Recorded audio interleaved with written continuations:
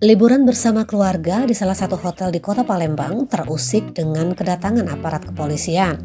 Dua pria dari dalam kamar langsung diamankan anggota Satres Narkoba Polrestabes Palembang pada Jumat 3 Desember sekitar pukul 10 lebih 30 menit. Diketahui kedua pria itu bernama Bayu Prabowo dan M. Wahyu Ramadan. Kapolres Tabes Palembang, Kombes Pol Irfan Prawira Setya Putra, didampingi Kasat Narkoba Kompol Mario Ivanri mengatakan setelah mengamankan kedua tersangka, anggotanya saat itu langsung menggiring tersangka Wahyu ke kontrakannya di Jalan Opi Raya, Lorong Kalimantan 3, Kecamatan Jakabaring, Palembang. Di rumah kontrakannya inilah polisi menemukan barang bukti kristal setan seberat 5 kg yang disimpan tersangka di samping tempat tidurnya dalam sebuah tas. Dikatakan Irfan, barang bukti yang diamankan yakni sabu yang dibungkus teh Guan Yin Wang. Berdasarkan pengakuan Bayu dan Wahyu, barang haram tersebut berasal dari Riau dan akan diedarkan di kota Palembang.